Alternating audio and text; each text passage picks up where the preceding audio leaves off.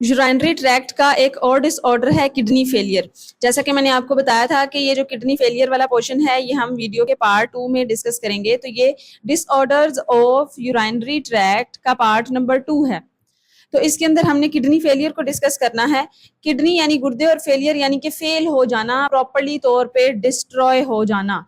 अब इसके अंदर होता यह है किडनी फेलियर के अंदर कि जो किडनी है वो अपना काम करना छोड़ देती है, प्रॉपरली फेल हो जाती है, अपना फंक्शन नहीं कर पाती। जब वो अपना फंक्शन नहीं कर पाती तो जाहिर है जो किडनी का मेन फंक्शन है वो तो ब्लड को फिल्टर करना होता है, वेस्ट मटेरियल को ब्लड से निकालना होता है, तो वो नहीं निकाल पाती और जब वो चीजें जमा हो जाती हैं बॉडी के अंदर तो वो हमें नुकसान देती हैं। अब किडनी फेलियर जो है ये हमारे पास दो तरह का है, एक क्रॉनिक किडनी फेलियर होता है एंड एक एक्यूट किडनी फेलियर होता है। जो क्रॉनिक किडनी फेलियर है ये लॉन्ग टर्म के लिए होता है और ये एक दफा से नहीं हो जाता, मतलब अचानक से नहीं हो जाता। इसके पीछे सालों की जो है वो हमारी अहमकाना हरकतें होती हैं या कोई एक डिजीज होती है हमारी बॉडी की जो हमारे अंदर क्रॉनिक किडनी फेलियर को कॉज करती है। मोस्टली केसेस में जो ये है ये डायबिटीज की वजह से कॉज होता है, हाई ब्लड प्रेशर की वजह से, और कुछ अगर किडनी डिजीजेज हैं यानी कि कोई क्रॉनिक इन्फेक्शन है, इन्फ्लेमेशन है ग्लोमेरुलाई की यानी ग्लोमेरुलस की इन्फ्लेमेशन वगैरह है, अगर हम उसको ट्रीट नहीं करते प्रॉपरली, हम नजरअंदाज कर देते हैं तो वो एक क्रॉनिक किडनी फेलियर में भी कन्वर्ट हो सकता है। अब ये जो क्रॉनिक किडनी फेलियर है ये इरिवर्सिबल है और ये ठीक नहीं हो सकता किसी भी सूरत। जब एक बार किडनी के नेफ्रॉन्स जो हैं वो डैमेज हो जाते हैं तो वो दोबारा कभी भी ठीक नहीं हो पाते।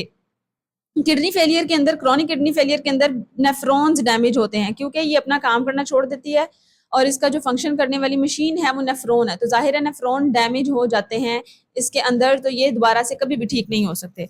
अब ये डायबिटीज की वजह से क्यों डिस्ट्रॉय होते हैं हम ये देखते हैं, क्योंकि जैसा कि बच्चे आपको पता है कि डायबिटीज के अंदर हमारा जो ब्लड शुगर लेवल है ना, ब्लड शुगर लेवल है वो बहुत ज्यादा बढ़ जाता है। जब ब्लड के अंदर बहुत ज्यादा शुगर बढ़ती है तो ये ग्लोमेरुलस के अंदर जाता है, ग्लोमेरुलस इसको फिल्टर नहीं कर पाता इतने बड़े बड़े मॉलिक्यूल्स को और ये ग्लोमेरुलस के अंदर जाके ब्लॉकेज कॉज करता है जिसको हम ग्लोमेरुलोसेक्रोसिस भी बोलते हैं, ग्लोमेरुलोसेक्लोरोसिस भी बोलते हैं, और ये डायबिटीज की वजह से होता है यानी शुगर इसकी बहुत बड़ी मेन रीजन है। उसके बाद हाई ब्लड प्रेशर, जो हमारे पास हाई ब्लड प्रेशर है वो भी कॉज बनता है क्रॉनिक किडनी डिसऑर्डर की। हाई ब्लड प्रेशर से ये होता है कि हमारी जो ब्लड वेजल्स हैं वो कंस्ट्रिक्ट कर जाती हैं, बहुत ज्यादा छोटी हो जाती हैं, जिसकी वजह से प्रेशर बहुत ज्यादा तेज होता है ब्लड का, और जितनी तेजी से ब्लड जो है हमारी किडनीज में जाता है वहां पर छोटी छोटी ब्लड वेजल्स होती हैं उनको ये फाड़ देता है, डैमेज कर देता है, जिसकी वजह से परमानेंट किडनी फेलियर हो जाता है, किडनी कभी भी ठीक नहीं हो सकती। या कोई किडनी डिजीज है, लाइक अगर किडनी स्टोन्स हैं, आपने उनको प्रॉपरली ठीक टाइम पे नहीं काम उनका करवाया यानी कि आपने इलाज नहीं करवाया तो वो भी क्रोनिक किडनी फेलियर के अंदर तब्दील हो सकता है। उसके बाद जो दूसरी कंडीशन आती है वो एक्यूट किडनी फेलियर की है। एक्यूट किडनी फेलियर जो है ये वक्ती तौर के लिए किडनी की सिर्फ कोई ना कोई ब्लॉकेज होती है या कोई किडनी की इंजरी हो सकती है जो कि अचानक होती है और ये वक्ती तौर के लिए होती है, ट्रीटमेंट के साथ इसको रिजोल्व कर लिया जाता है। अब ये होती क्यों है, लाइक अगर कोई किडनी इन्फेक्शन है तो किडनी के अंदर ब्लड की सप्लाई बहुत कम हो जाएगी जिसकी वजह से किडनी इन्फेक्शन कॉज हो जाएगा और ब्लॉकेज हो जाएगी, ब्लड की फिल्ट्रेशन नहीं हो पाएगी। या फिर कोई हमारे यूराइनरी ट्रैक्ट में अगर ब्लॉकेज आ गई है ड्यू टू किडनी स्टोन्स, अगर किडनी स्टोन्स हैं उसने ब्लॉक कर दिया है किडनी को तो ब्लड फिल्टर नहीं हो पाएगा। या अगर ब्लैडर का कैंसर है, ब्लैडर बोलते हैं यानी यूराइनरी ब्लैडर को, अगर उसके अंदर कोई कैंसर है, ब्लॉकेज हो गई है तो यूरन बाहर नहीं निकल सकता। जाहिर है जब यूरन बाहर नहीं निकल पाएगा तो किडनी के अंदर यूरन बनता रहेगा। अब वो जो यूरन बनता रहेगा वो बाहर नहीं निकलेगा तो वो किडनी के अंदर ही पीछे की तरफ पुश बैक करता है। जब वो पुश बैक करेगा तो किडनी को जाके वो डैमेज करेगा, किडनी की वॉल्स को, उसके टिश्यूज को डैमेज करेगा, उसको ब्लॉक कर देगा किडनी को। और याद रहे अगर हम एक्यूट किडनी फेलियर को भी जल्दी से ट्रीट नहीं करते तो क्रॉनिक में तब्दील होने का खतरा होता है, इसलिए इसको भी जल्दी से ट्रीट कर लेना चाहिए। और इन लार्ज प्रोस्टेट, अब ये प्रोस्टेट क्या है बच्चे, प्रोस्टेट एक ग्लैंड है जो कि सिर्फ मेल की बॉडी के अंदर पाया जाता है। जब मेल्स की एज 50 से अबव हो जाती है तो इनके हार्मोन्स जो हैं वो इम्बैलेंस हो जाते हैं। जो इनका मेन हार्मोन होता है टेस्टोस्टेरोन, ये जो है इम्बैलेंस हो जाता है, जिसकी वजह से ये जो प्रोस्टेट ग्लैंड है ये यूराइनरी ब्लैडर के नीचे मौजूद होता है, यूरेथ्रा के पास। ये बड़ा होना शुरू हो जाता है। जब ये बड़ा होता है तो यूराइनरी ब्लैडर और यूरेथ्रा के ऊपर प्रेशर पड़ता है और वो ब्लॉक हो जाते हैं। इस सूरत में यूरिन बॉडी से बाहर नहीं निकल पाता, पीछे की तरफ पुश बैक करता है और किडनीज को जाके ब्लॉक कर देता है, जिसको हम एक्यूट किडनी फेलियर का नाम देते हैं। अब इस तरह की कंडीशंस में जो है हम इनका ट्रीटमेंट करते हैं। लाइक किडनी स्टोन्स अगर हैं तो उसको रिमूव कराते हैं सर्जरी के साथ। ब्लैडर का कैंसर है तो ये भी सर्जरी के साथ रिमूव होगा या फिर इसकी रेडियोथेरापीज ली जाएंगी। और ये जो इनलार्ज प्रोस्टेट है इसका तो होती ही सर्जरी है, ये सर्जरी के साथ इसको रिमूव किया जाता है।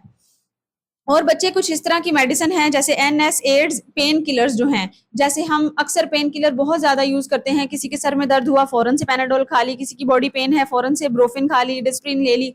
तो ये जो है हमारी किडनीज को बहुत ज्यादा तौर पे डैमेज करती हैं। क्यों करती हैं मैं आपको बताती हूँ। इनके अंदर एक ऐसी पावर होती है पेन किलर्स के अंदर कि ये हमारी बॉडी के अंदर मौजूद प्रोस्टाग्लैंडिन हार्मोन को रोक देती हैं। अब ये प्रोस्टाग्लैंडिन हार्मोन को जब रोकती हैं तो प्रोस्टाग्लैंडिन का काम ये होता है कि ये ब्लड वेजल्स को खोले और ब्लड का फ्लो मेंटेन रखे। लेकिन जब ये प्रोस्टाग्लैंडिन को खोलती हैं, रोक देती हैं, तो वहां पर ब्लड वेजल जो है सिकुड़ना शुरू हो जाती हैं, छोटी छोटी तंग हो जाती हैं। जब ब्लड वेजल्स तंग होती हैं तो वहां पर ब्लड के क्लॉट्स बनने शुरू हो जाते हैं आर्टरीज के अंदर और आर्टरियोल्स के अंदर, जिसकी वजह से वहां पर ब्लॉकेज हो जाती है किडनी के अंदर और किडनी जो है अपना प्रॉपर फंक्शन परफॉर्म नहीं कर पाती है। अब ये जो प्रोस्टाग्लैंडिन को रोकना है, ये क्यों रोकती हैं? इस वजह से ताकि पेन में रिलीफ मिल सके, ब्लड का प्रेशर जो है वो लो हो सके और पेन में जो है वो रिलीफ मिल सके। इसलिए पेन किलर्स जो है बहुत कम यूज करनी चाहिए। उसके अलावा जब इन डिजीजेस का जो ट्रीटमेंट है हम करवा सकते हैं, मतलब कि किडनी फेलियर का ट्रीटमेंट हो सकता है। अब वो ट्रीटमेंट क्या है? जाहिर है जब किडनी अपना फंक्शन करना छोड़ देगी तो वो हम आर्टिफिशियली अगर वो फंक्शन परफॉर्म करा लें तो वो भी एक ट्रीटमेंट ही है ना उसका। इसके ट्रीटमेंट को हम रीनल डायलिसिस का नाम देते हैं। रीनल का मतलब होता है किडनीज और डायलिसिस का मतलब होता है वॉश करना, क्लीन करना, किडनीज को क्लीन करना। ये एक ऐसा ट्रीटमेंट है जिसके अंदर हम आर्टिफिशियली तौर पे जो जितना भी मेटाबॉलिक वेस्ट है हमारी बॉडी का, लाइक यूरिया है या सॉल्ट्स हैं, कुछ भी है जिसने जो किडनीज ने निकालना था बॉडी से बाहर, उसको हम आर्टिफिशियली तौर पे किसी ना किसी मशीन के साथ या कोई प्रोसेस करके उसको बॉडी से बाहर निकलवाते हैं और इसको हम रीनल डायलिसिस बोलते हैं। रीनल डायलिसिस हमारे पास दो टाइप का होता है, एक हीमोडायलिसिस होता है और एक पेरिटोनियल डायलिसिस होता है। अभी हम हीमोडायलिसिस को देखते हैं। सबसे पहले हीमो का मतलब होता है ब्लड, हीमो का वर्ड निकला है ब्लड से और डायलिसिस का मतलब है क्लीनिंग, यानी कि ब्लड की क्लीनिंग, ब्लड के थ्रू अगर क्लीनिंग करवाएं तो। बच्चे हीमोडायलिसिस के अंदर ये होता है कि जो वेस्ट मटेरियल है वो रिमूव करा दिया जाता है by circulating blood outside the body. जो ब्लड हमारी बॉडी के अंदर सर्कुलेट कर रहा है ना, यानी जो आर्टरीज के अंदर मूव कर रहा है, उसको क्लीन किया जाता है, उसको बॉडी से बाहर निकाल के क्लीन करके वापस डाल दिया जाता है। अब होता यह है कि हमारे पास एक मशीन होती है जिसको हम डायलाइजर बोलते हैं। इस डायग्राम के अंदर देखें, ये डायलाइजर एक मशीन है, ये वाली, ये जो आपको नजर आ रही है। होता यह है कि हमारी जो आर्टरी होती है इसके अंदर से एक कट लगाया जाता है और एक ट्यूब लगाई जाती है सीधा डायलाइजर के अंदर। अब आर्टरी के अंदर इसलिए लगाई जाती है क्योंकि आर्टरीज के अंदर जो ब्लड प्रेशर का फ्लो है वो तेज होता है, तेजी से ब्लड जो है डायलाइजर के अंदर मूव करता है। डायलाइजर के अंदर एक स्पेशल किस्म का फ्लूइड होता है जिसको हम डायलासेट बोलते हैं। ये डायलासेट क्या करता है? ये सारा कचरा वगैरह, वेस्ट मटेरियल, यूरिया या सॉल्ट्स या वाटर जो भी है, ये सारा कुछ अपने अंदर निकाल लेता है, यहाँ से ऐसे अपने अंदर ले जाता है ये। और जब ये ब्लड प्रॉपरली क्लीन हो जाता है तो ये इस ट्यूब के थ्रू दोबारा से इस वेन्स के अंदर भेजा जाता है। याद रखिएगा जो ब्लड आता है डायलिसिस के अंदर वो आर्टरी से आता है, क्योंकि आर्टरीज हार्ट से आ रही होती हैं, उसके अंदर ब्लड का फ्लो तेज होता है। लेकिन जब जाता है तो ये वेन्स के थ्रू जाता है, क्योंकि वेन्स जो हैं ये हार्ट की तरफ जा रही होती हैं। जब ये वेन्स हार्ट की तरफ ब्लड को लेकर जाती हैं तो फिर हार्ट उस साफ वाले ब्लड को पंप करके तमाम बॉडी के ऑर्गन्स तक भिजवा देता है। तो ये सारा प्रोसेस है जिसको हम हीमोडायलिसिस का नाम देते हैं। यहाँ पर वो कहता है कि this equipment is a type of filter, ये एक फिल्टर का काम करता है क्योंकि इसके अंदर एक सेमी परमिएबल मेम्ब्रेन होती है जो सेलुलोज से बनी होती है।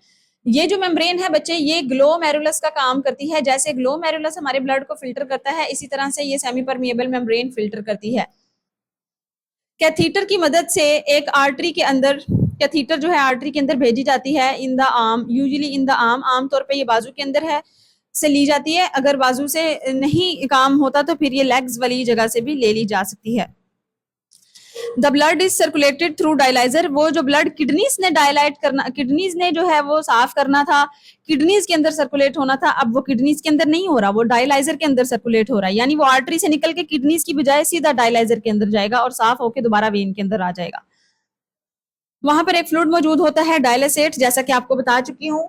जैसे जैसे ब्लड उसके अंदर से गुजरता है डायलाइजर के अंदर से, तो डायलासेट अपना वेस्ट, जो भी वेस्ट मटेरियल है, सॉल्ट्स, वाटर को अपने अंदर ले लेता है और इस फिल्ट्रेट को सेमी परमिएबल मेम्ब्रेन से गुजार के डायलासाइट के अंदर डिसॉल्व कर देता है, और ये जो क्लीन ब्लड है ये फिर बॉडी के अंदर भेज दिया जाता है वेन्स के थ्रू। तो ये था हमारा हीमोडायलिसिस का प्रोसेस। जो दूसरा प्रोसेस है वो है पेरिटोनियल डायलिसिस। अब पेरिटोनियल डायलिसिस के अंदर क्या होता है, हमारी एब्डोमेन के अंदर यानी पेट वाले रीजन के अंदर ना एक झिल्ली होती है, एक लेयर होती है जिसने तमाम ऑर्गन्स को प्रोटेक्ट किया होता है, उनके इर्द गिर्द जो है वो पाई जाती है, जिसको हम पेरिटोनियम मेम्ब्रेन कहते हैं, पेरिटोनियल या पेरिटोनियम मेम्ब्रेन बोलते हैं। अब होता यह है कि हीमोडायलिसिस के अंदर हम मशीन के थ्रू ये सारा प्रोसेस कराते हैं, तो उसके लिए हमें हॉस्पिटल्स के चक्कर लगाने पड़ते हैं, क्योंकि हफ्ते में 3 से 4 बार वो कराना जो है वो जरूरी होता है। तो पेशेंट्स जो हैं वो बार बार हॉस्पिटल्स में जाकर वो बहुत ज्यादा थक जाते हैं और डिप्रेशन वगैरह का भी शिकार हो जाते हैं। हफ्ते में 3 से 4 बार जब हॉस्पिटल जाना पड़े और चक्कर लगाने पड़े तो बहुत ज्यादा थक जाते हैं। इसलिए पेरिटोनियल डायलिसिस एक दूसरा तरीका है, ये हम घर में भी कर सकते हैं। इसमें ये होता है कि जो हमारी किसी भी मशीन की जरूरत नहीं होती, असल में जो हमारी पेरिटोनियल मेम्ब्रेन होती है पेट के अंदर, उसके इर्द गिर्द बहुत ज्यादा कैपिलरीज पाई जाती हैं जो ऑर्गन्स को ब्लड सप्लाई कर रही होती हैं। तो ये लोग करते ये हैं कि मेडिकल जो प्रोफेशनल हैं वो ये करते हैं कि तकरीबन 1.5 से 2 लीटर डायलासेट जो फ्लूइड है ये हमारे पेट के अंदर जो है ये फेंक देते हैं कैथीटर के थ्रू, पेट के अंदर भेजते हैं और इसको तकरीबन 4 से 6 घंटे के लिए हमारे पेट के अंदर मौजूद रखते हैं। जब वो 4 से 6 घंटे के लिए अंदर रहता है तो जितने भी वेस्ट प्रोडक्ट्स हैं, एक्सेस फ्लूइड है, सॉल्ट्स हैं हमारी कैपिलरीज के अंदर, वो डिफ्यूज करती हैं। डिफ्यूजन का मतलब आपको पता है ना, from higher concentration to lower concentration, यानी कि जहां पर ब्लड के अंदर, ब्लड कैपिलरीज के अंदर हायर कंसंट्रेशन होती है सॉल्ट्स की और डायलासाइट के अंदर लो कंसंट्रेशन होती है, तो वहां से खुद ब खुद ये डिफ्यूज करके ना लोअर कंसंट्रेशन वाली जगह पर डायलासाइट के अंदर चला जाता है। Then the dialysate is drained out of the abdominal and discharged. और जब सारा मटेरियल डायलिसेट के अंदर आ जाता है और ब्लड क्लीन हो जाता है तो इस डायलिसेट फ्लूइड को एब्डोमिन रीजन से बाहर निकाला जाता है और फेंक दिया जाता है। इस प्रोसेस को हम तकरीबन दिन में कई बार रिपीट करते हैं ताकि हमारी जो किडनीज काम कर रही थी बार बार वो ये कर सके। और जो एक अच्छी बात है इस ट्रीटमेंट की वो ये है कि हम इस ट्रीटमेंट को घर में सोते हुए या काम करते हुए भी प्रोसेस करवा सकते हैं, क्योंकि ये 4 से 6 घंटे का एक प्रोसेस होता है, सोते हुए या कोई भी काम करते हुए इसको हम करवा सकते हैं। तो ये थोड़ा उससे इजी है, लेकिन इसको दिन में बार बार करवाना पड़ता है। To achieve adequate clearance of waste product and excess fluid, excess fluid को बाहर निकालने के लिए और क्लियरेंस करने के लिए वेस्ट प्रोडक्ट की पेरिटोनियल डायलिसिस करवाया जाता है। अब कुछ प्रॉब्लम्स हैं जो इन डायलिसिस के अंदर आती हैं, वो ये हैं। देखिए बच्चे, जो भी हो, हमारी नेचुरल चीजों का नियमल बदल कोई नहीं है। जो भी हमारी बॉडी में अल्लाह ताला ने नेचुरल निजाम बनाया है उसका अल्टरनेटिव आज तक दुनिया में कोई नहीं पाया गया। तो इसलिए ये सोचकर हम अगर अपनी केयर नहीं करते कि ट्रीटमेंट तो मौजूद है, इलाज तो है, तो बच्चे ये बहुत गलत बात है, क्योंकि नेचर एक दफा डिस्ट्रॉय हो जाए तो उसको रिजर्व करना बहुत मुश्किल होता है, और खास तौर पे अगर कोई ऑर्गन बॉडी का डैमेज हो जाए तो बहुत ही मुश्किल होता है। तो इसलिए अपनी केयर करनी चाहिए और जो नेचुरल चीजें अल्लाह ताला ने हमें दी हैं उनकी केयर करनी चाहिए, उनको बचा के रखना चाहिए, क्योंकि ट्रीटमेंट तो मौजूद होते हैं लेकिन वो चीजें फिर नहीं हो पाती।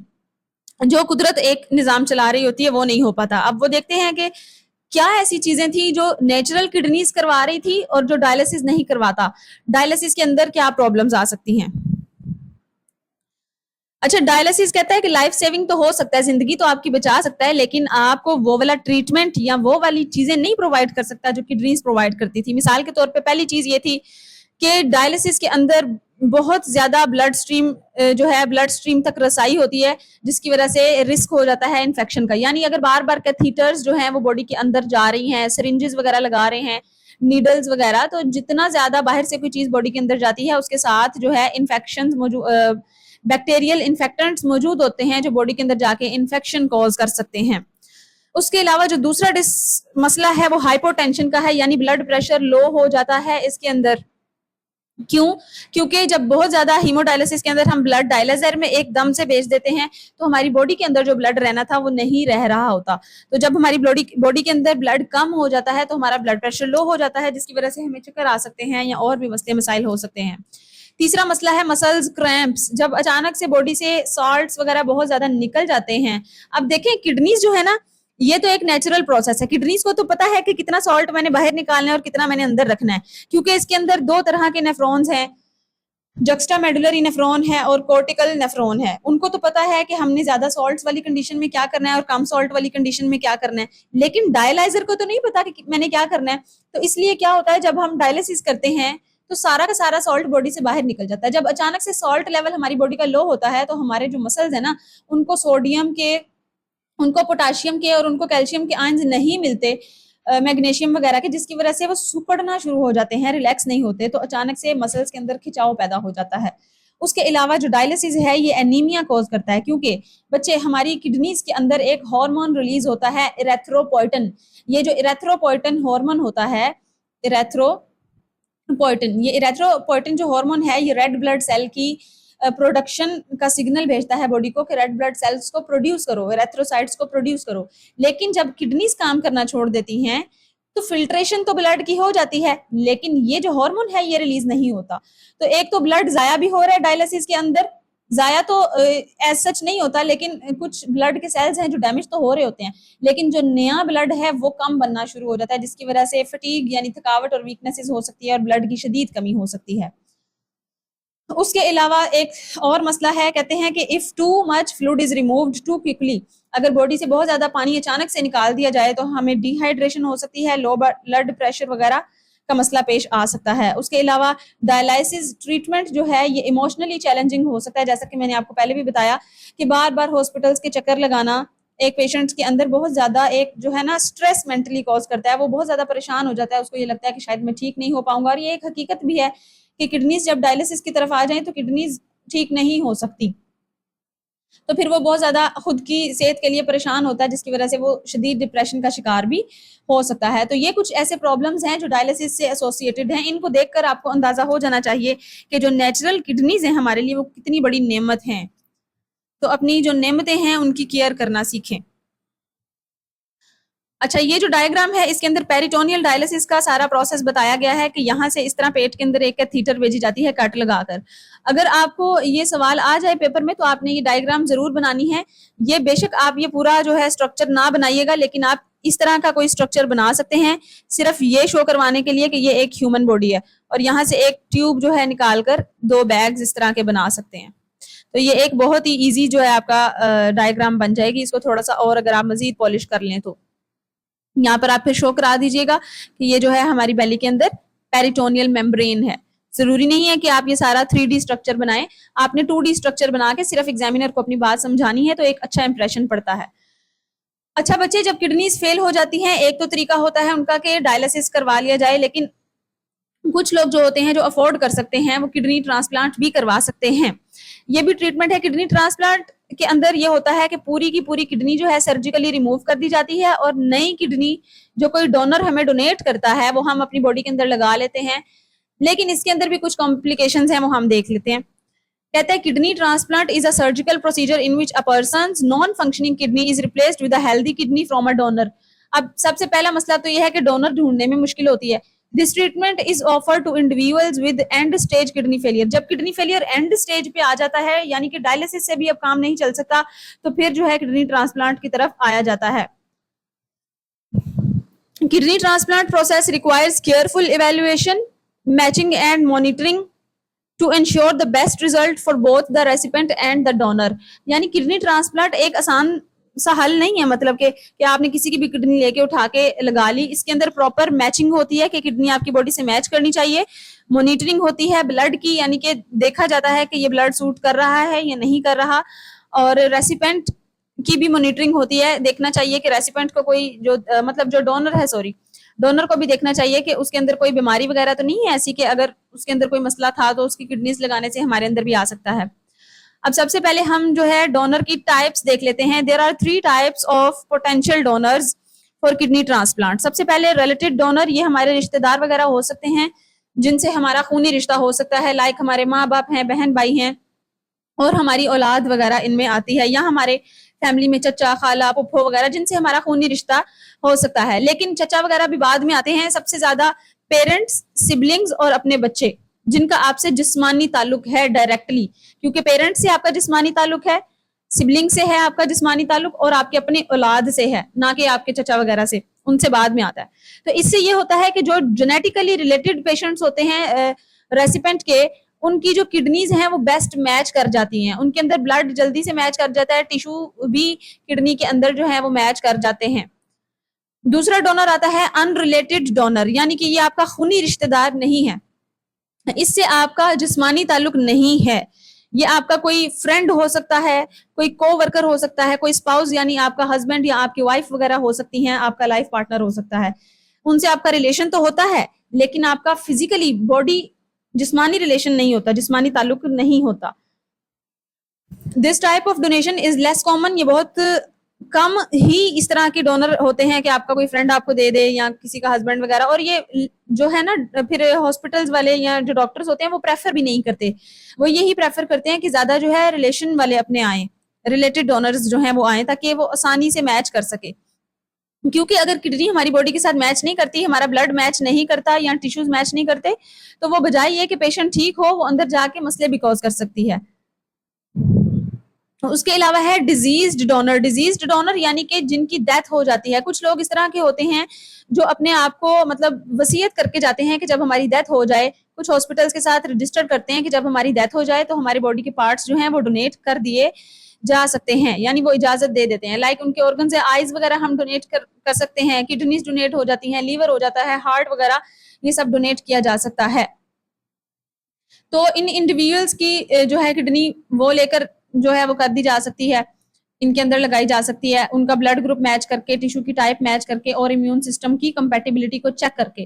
क्योंकि बच्चे होता बेसिकली ये है कि अगर हमारे ब्लड ग्रुप के खिलाफ कोई चीज बॉडी के अंदर आए तो हमारी बॉडी का जो इम्यून सिस्टम है उसको पता चल जाता है कि कोई चीज अगेंस्ट आई है बॉडी के, और वहां पर मौजूद जो एंटीजन्स होते हैं, एंटीबॉडीज होती हैं, वो एक्ट करती हैं, जिसकी वजह से हम जो है वो मजीद कॉम्प्लिकेशन का शिकार हो सकते हैं। उसके अलावा टिश्यू टाइप्स हैं, यानी किडनी के अंदर जो टिश्यूज हैं, सेल्स हैं, उनके ऊपर भी एंटीबॉडीज मौजूद होती हैं, सिर्फ ब्लड के अंदर नहीं मौजूद होती, उनके ऊपर भी मौजूद होती हैं। लाइक अगर किसी बंदे का जिसकी किडनी खराब है उसका बी पॉजिटिव है ब्लड ग्रुप, और अगर उसको किडनी हमने लगा दी है ए पॉजिटिव की, तो उसके अंदर पहले से एंटीबॉडीज मौजूद थी ए के खिलाफ, तो जब ए उसके अंदर जाएगा तो उसको मसला होगा, वहां पर जाके इम्यून सिस्टम किडनी को डिस्ट्रॉय कर देगा, क्योंकि इम्यून सिस्टम को पता चल जाएगा कि कोई चीज मेरे खिलाफ आ गई है।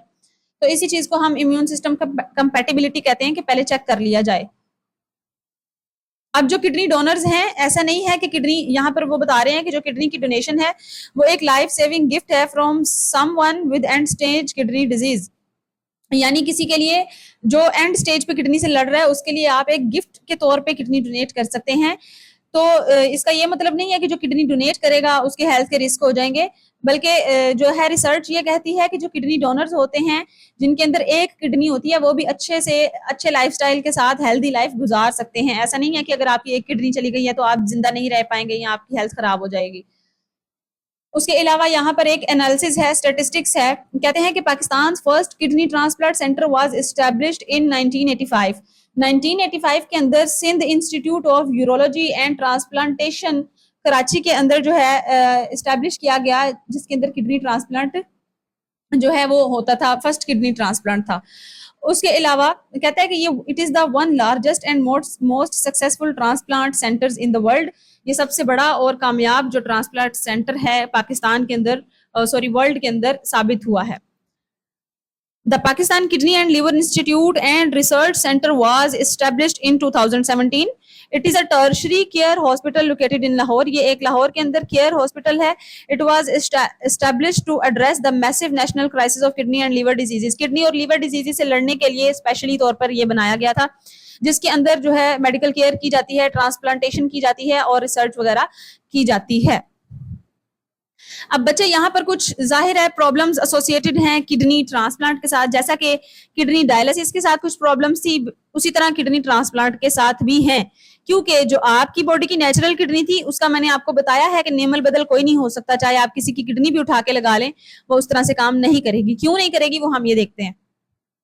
सबसे पहला मसला तो ये आता है कि जो रेसिपेंट का यानी जो किडनी रिसीव कर रहा है उसका इम्यून सिस्टम होता है। यानी अगर एक पेशेंट है उसने जिसने किडनी को लेना है अपने अंदर प्लेस करवाना है, उसका इम्यून सिस्टम उस किडनी को as a foreign object detect कर लेता है। यानी वो ये समझता है कि ये कोई हमारे लिए दुश्मन है किडनी, क्योंकि उस किडनीज के अंदर उसके खिलाफ एंटीबॉडीज मौजूद होती हैं और वो क्या करता है उसके ऊपर अटैक कर देता है। तो बजाय इसके कि किडनी काम कर पाती, वहां पर ऑर्गन रिजेक्शन हो जाती है, वो ऑर्गन रिजेक्ट हो जाता है और वो वर्क ही नहीं कर पाता। अब इसके लिए क्या किया जाता है कि इम्यूनोसप्रेसेंट दी जाती हैं मेडिसिन पेशेंट को। इम्यूनोसप्रेसेंट का काम ये होता है कि जो हमारा इम्यून सिस्टम है इसको कंप्लीटली तौर पर सुला दिया जाता है ताकि इम्यून सिस्टम हमारी बॉडी का वर्क करना छोड़ दे और वो जो किडनी है वो काम करे। अब एक तरफ हमारी किडनी का फायदा तो हो गया, किडनी तो हमारी चलने लग गई, लेकिन हमारा इम्यून सिस्टम बंद हो गया। इम्यून सिस्टम आपको पता है हमारी बॉडी की ताकत है जिसकी वजह से हम जिंदा हैं। जब हमारा इम्यून सिस्टम काम नहीं करेगा तो हर तरह के बैक्टीरिया आके हमें इफेक्ट करेंगे, हर तरह के इन्फेक्शन हमें इफेक्ट करेंगे, जिसकी वजह से हम ज्यादा देर तक फिर जिंदगी नहीं गुजार पाएंगे। जाहिर है इम्यून सिस्टम तो हमारा वैसे किल हो चुका है, सिर्फ एक किडनी काम कर रही है। उसके अलावा जो दूसरा मसला है patients with suppressed immune system, जिन पेशेंट्स के अंदर इम्यून सिस्टम को सुला दिया जाता है, are at higher risk of developing infections after a transplant. तो ट्रांसप्लांट के बाद जो है इनके अंदर इन्फेक्शन का रिस्क बहुत ज्यादा बढ़ जाता है। Recipients are given immunosuppressant medication to prevent organ rejection. Organ rejection से बचने के लिए सिर्फ ये इम्यूनोरिप्रेसेंट देते हैं, लेकिन such medicine can have side effect such as high blood pressure, weight gain, increase risk of infection and cancer. तो इसकी वजह से बच्चे लाइफ थ्रेटनिंग डिसीज हो सकती हैं, हाई ब्लड प्रेशर हो सकता है, वेट गेन होता है हमारा, और इन्फेक्शन और कैंसर वगैरह के रिस्क भी हो सकते हैं। तो उम्मीद करती हूँ कि ये टॉपिक आपको समझ आ गया होगा। डिसऑर्डर्स ऑफ यूराइनरी ट्रैक्ट एक बहुत ही डिटेल्ड और लंबा टॉपिक था जिसको हमने 2 पार्ट्स में डिवाइड किया था। अगर इसके एग्जाम के पॉइंट ऑफ व्यू से बात की जाए तो बच्चे ये जो टॉपिक है, अगर इसके एग्जाम के पॉइंट ऑफ व्यू से बात की जाए तो ये एक लॉन्ग क्वेश्चन के तौर पे आपसे पूछा जा सकता है पेपर में, जिसके अंदर आपसे स्पेसिफिकली नाम लेकर तमाम डिसऑर्डर्स के बारे में पूछा जा सकता है। अब इसके अंदर क्या क्या लॉन्ग आ सकते हैं वो हम ये देख लेते हैं। सबसे पहले तो यूराइनरी ट्रैक इन्फेक्शन है। जो यूराइनरी ट्रैक इन्फेक्शन है ये शॉर्ट क्वेश्चन में भी आ सकता है और ये किसी ना किसी लॉन्ग का हिस्सा बन के भी आ सकता है, लेकिन सेपरेट लॉन्ग क्वेश्चन नहीं बन सकता क्योंकि ये बहुत ज्यादा छोटा है। तो इसके अंदर आपने ये एक एस्करेशिया कोलाई जो है बैक्टीरिया याद रखना है, ये एमसीक्यूज में भी आपसे पूछ सकते हैं। उसके अलावा जो किडनी स्टोन्स का टॉपिक है ये एक लॉन्ग क्वेश्चन के तौर पे आपसे पूछा जा सकता है, जिसके अंदर बहुत ज्यादा डिटेल आप बता सकते हैं। हाइपर कैल्सीयूरिया, हाइपर ऑक्सलोरिया, हाइपर यूरिसीमिया, ये शॉर्ट क्वेश्चन में भी पूछे जा सकते हैं। उसके अलावा आपसे डिफरेंस पूछा जा सकता है शॉर्ट क्वेश्चंस में इन हाइपर कैल्सीयूरिया, ऑक्सलोरिया का, और आपसे डिफरेंस पूछा जा सकता है लिथोट्रिप्सी का, जो extra corporeal shock wave lithotripsy है इसका, और जो दूसरी वाली है पेरिकुटाइनल नेफ्रोलिथोट्रिप्सी है इसका। इन दोनों का डिफरेंस पूछा जा सकता है। और ये किडनी स्टोन्स के अंदर लॉन्ग आ जाए तो आपने ये लॉन्ग लिखना है और इसके साथ में ये डायग्राम्स भी बनानी है। जैसा कि मैंने आपको पहले बताया कि 3D डायग्राम बनाने की जरूरत नहीं है, सिर्फ आप लोगों ने ये जो है ये शो करवाना है एक मशीन बना के और एक जो है स्ट्रक्चर बना देना है 2D। उसके अलावा जो किडनी फेलियर है ये भी एक इम्पोर्टेंट, बहुत ज्यादा इंपॉर्टेंट लॉन्ग क्वेश्चन है। इसके अंदर से एमसीक्यूज पूछे जा सकते हैं, आपसे कॉजेज वगैरह पूछे जा सकते हैं। हीमोडायलिसिस भी एक शॉर्ट क्वेश्चन है। हीमोडायलिसिस और पेरिटोनियल डायलिसिस के अंदर डिफरेंस पूछा जा सकता है, ये लॉन्ग क्वेश्चन में भी आ सकता है आपके अंदर आपके पास, और शॉर्ट क्वेश्चन से में भी पूछा जा सकता है। उसके अलावा डायलिसेट की डेफिनेशन आपसे पूछी जा सकती है। और बच्चे प्रॉब्लम्स अलग से शॉर्ट में आ सकती हैं। डायलिसिस से रिलेटेड जितनी भी प्रॉब्लम्स हैं ये आपके शॉर्ट क्वेश्चन में आपसे पूछी जा सकती हैं। उसके अलावा यहाँ पर जो किडनी ट्रांसप्लांट है ये भी एक लॉन्ग क्वेश्चन के तौर पे भी आ सकता है और शॉर्ट क्वेश्चन के तौर पे भी। टाइप्स ऑफ किडनी डोनर ये शॉर्ट क्वेश्चन के तौर पे आपसे पूछा जा सकता है। उसके अलावा ये जो इंफॉर्मेशन है ये एमसीक्यूज में आपसे पूछी जा सकती है। तो फिर मिलेंगे इंशाल्लाह एक नई वीडियो के साथ, तब तक के लिए अल्लाह हाफिज।